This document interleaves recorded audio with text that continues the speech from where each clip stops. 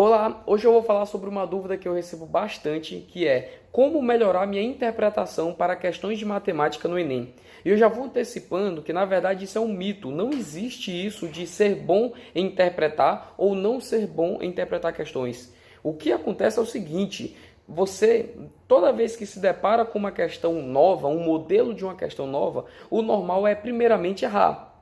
Primeiro ponto que você tem que ter bem claro é isso. Você se deparou, por exemplo, com a questão pela primeira vez na vida de eu ter uma torneira que ela enche um tanque em 3 horas, eu tenho uma segunda torneira que enche o mesmo tanque em 2 horas. Quanto tempo que eu vou demorar se eu abrisse as duas ao mesmo tempo para encher o tanque? Então você encontra-se diante de um modelo de questão em que você nunca fez nada parecido. Então o normal é justamente você errar, porque você não sabe. Você até entendeu o que ele está querendo, ele te disse que uma enche 2 horas, a outra em 3, como enche as duas ao mesmo tempo, mas eu não sei como é que é o passo a passo para resolver. E você vai lá e aprende como é que é esse passo a passo. Você percebe que no final de tudo você pode chegar à seguinte conclusão. Eu posso pegar 1 dividido pelo tempo de somente uma, mais 1 dividido pelo tempo de somente outra é igual a 1 sobre o tempo das duas juntas. Pronto, você chega nessa equação. Agora você entende que se cair uma questão futura com essa, eu sei como resolver. Então, por exemplo, nessa questão eu teria que fazer o seguinte, 1 sobre 2, porque é o tempo, a primeira é de 2 horas, mais 1 sobre 3, que é o tempo de 3 horas, vai ser igual a 1 sobre o tempo das duas juntas. E aí você consegue calcular a resposta. E com isso você identifica um modelo. Por exemplo, eu poderia fazer uma questão dizendo o tempo que demoram para as duas juntas encher o tanque, dizer o tempo que uma enche sozinha, e eu poderia perguntar quanto tempo demoraria para a segunda sozinha encher o tanque. Então perceba que é a mesma ideia, a única coisa que muda é o que a questão está pedindo, mas o conceito que você vai utilizar é o mesmo, aquela fórmula. 1 sobre o tempo de 1 mais 1 sobre o tempo de 2 é igual a 1 sobre o tempo das duas ao mesmo tempo. Perceba que interpretar questões de matemática nada mais é do que você se deparar com um tipo de questão pela primeira vez, aprender o passo a passo para resolver e começar a identificar em que situações eu poderia utilizar esse mesmo passo a passo para responder. Porque se você já aprendeu o passo a passo, a segunda etapa vai ser justamente você conseguir bater um olho numa outra questão e falar assim: meu Deus, essa questão se resolve da mesma forma que aquela resolução das torneiras. Então eu posso fazer a mesma ideia que eu vou responder essa questão.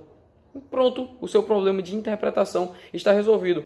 Então muitas vezes quando você fala que tem problema em interpretar a questão, na verdade o que você talvez esteja passando é por uma chateação por ter errado alguma questão. Você nunca fez nada parecido e você queria acertar de primeira. E aí você não sabe como resolver, aí poxa, não sei nada de matemática, matemática não é para mim, eu nunca vou conseguir aprender isso. Aí você vai para uma segunda questão totalmente diferente da primeira, você também não vai saber responder, porque ela vai ser nova também, aí você fica, meu Deus, eu não sei interpretar a questão, eu não sei como vou fazer para lidar com essa situação. E aí depois de 2, 3, 4 questões passando por isso, você acaba achando que o seu problema está em não interpretar. Então, resumindo tudo, você precisa se deparar com a questão, entender o modelo, entender o passo a passo e depois fazer o trabalho de identificar em quais outras questões eu posso utilizar esse mesmo raciocínio para responder essa questão. Interpretação é simplesmente isso.